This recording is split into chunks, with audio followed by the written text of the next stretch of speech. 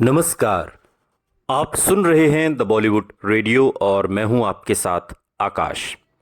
दोस्तों, आज के इस पॉडकास्ट में किस्सा राजेश खन्ना का और लेकर चलेंगे आपको उस दौर में जब राजेश खन्ना एक स्ट्रगलर के तौर पर काम कर रहे थे और थिएटर किया करते थे।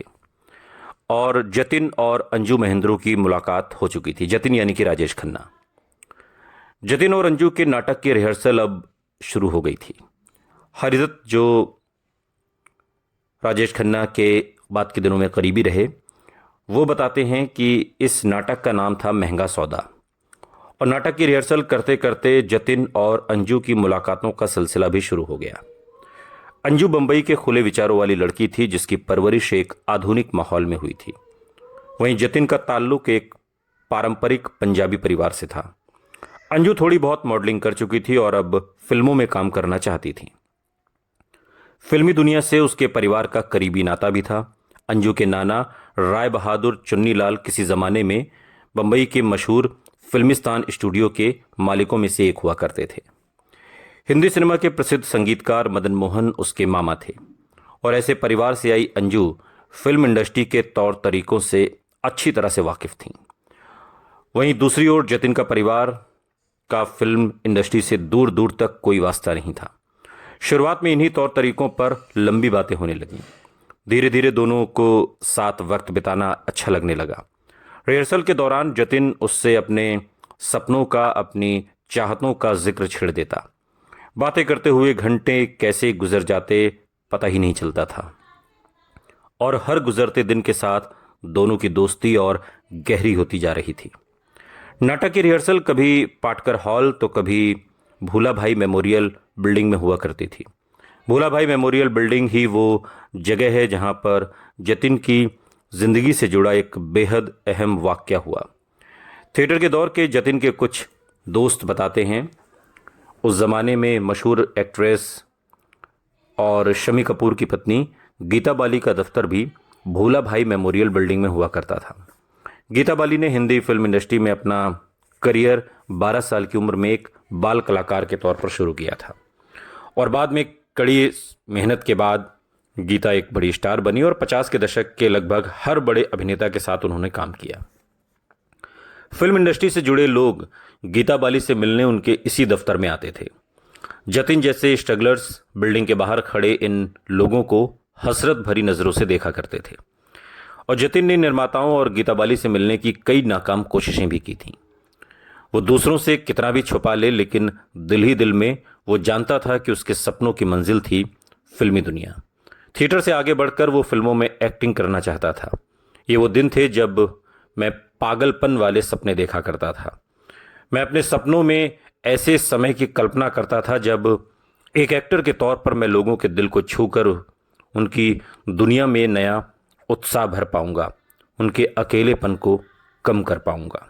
बाद के दिनों में एक इंटरव्यू में राजेश खन्ना अपने पुराने दिनों को याद करते हुए बताते हैं। और किस्मत से एक शाम आखिरकार अचानक जतिन की मुलाकात गीता बाली से हो गई। जतिन उस शाम रिहर्सल के लिए जा रहा था और जब अपने ऑफिस से बाहर आती गीता बाली से उसका सामना हुआ। गीता बाली को सामने देखकर उसका गला सूख गया। वो कुछ बोल नहीं पाया। उसकी घबराहट देखकर गीता बाली ने पूछा, क्या तुम एक एक्टर हो? अब जतिन कंफ्यूज था। उसने बस गर्दन हिला दी, जिसका मतलब ना था या हां, यह खुद उसकी ही समझ में नहीं आया। गीता बाली ने फिर मुस्कुराकर पूछा, क्या तुम एक्टर बनना चाहते हो? इस बार जतिन ने हां में सिर हिलाया।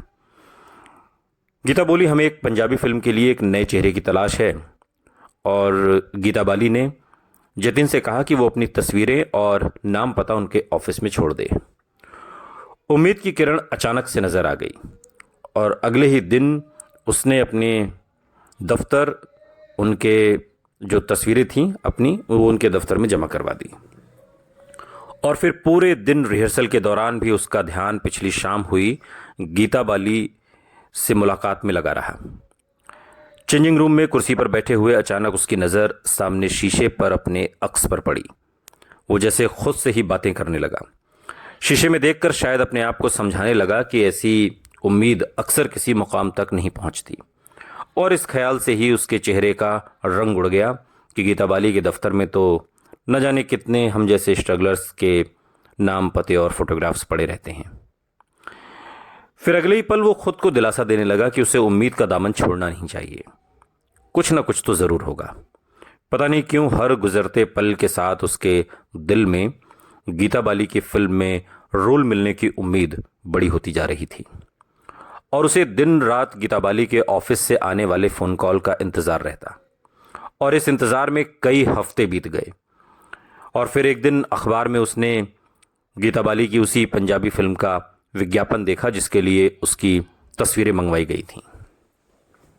खबर क्या थी? खबर यह थी कि फिल्म की लॉन्चिंग है और अपना नाम कलाकारों की लिस्ट में न देखकर उसे लगा कि उसका करियर तो शुरू होने से पहले ही ख़त्म हो गया।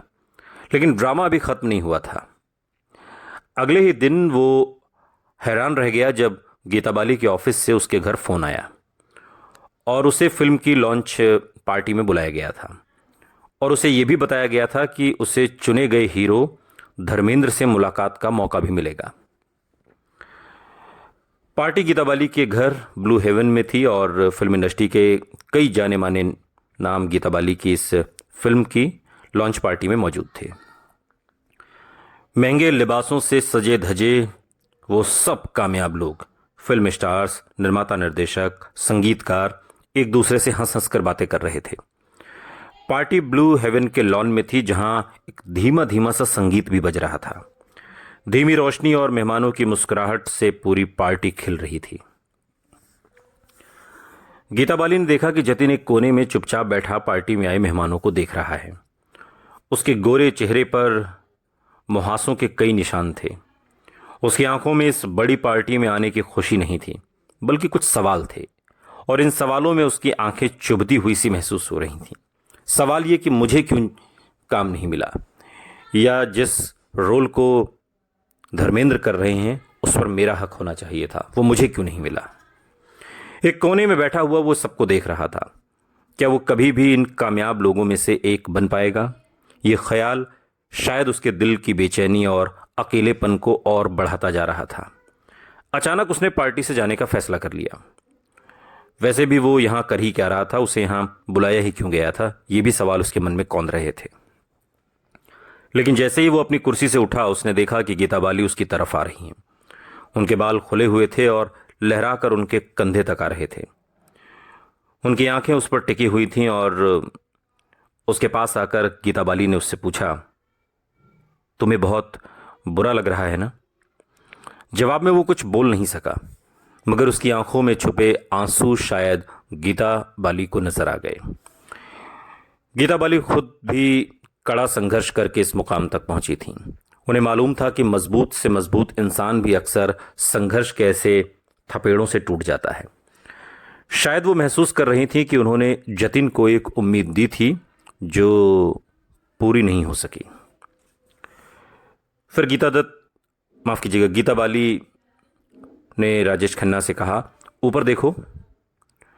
उसकी नजरें आसमान की तरफ घूम गईं।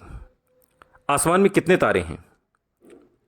गीता बाली ने पूछा और फिर कहा कि एक दिन तुम भी इन्हीं तारों की तरह चमकोगे।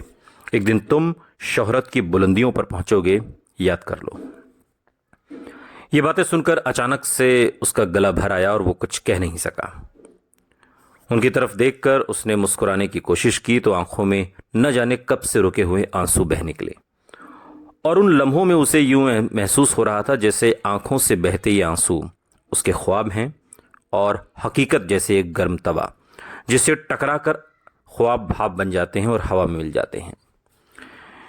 गीता बाली की बातों से उसका हौसला तो बंधा था लेकिन वो जानता था कि मंजिल अभी दूर है, ख्वाबों तक पहुंचने का लंबा सफ़र अभी बाकी है। मगर फिर भी दिल में एक छोटी सी उम्मीद फिर से जिंदा हो गई थी। उसने अपने आप से वादा किया कि जिस दिन वो कामयाब होगा सबसे पहले गीता बाली से आकर मिलेगा। गीता बाली। लेकिन जब कामयाबी राजेश खन्ना को मिली, सुपरस्टारडम राजेश खन्ना को मिला, तब तक गीता बाली ने इस दुनिया को अलविदा कह दिया। सुनते रहिए द बॉलीवुड रेडियो, सुनता है सारा इंडिया।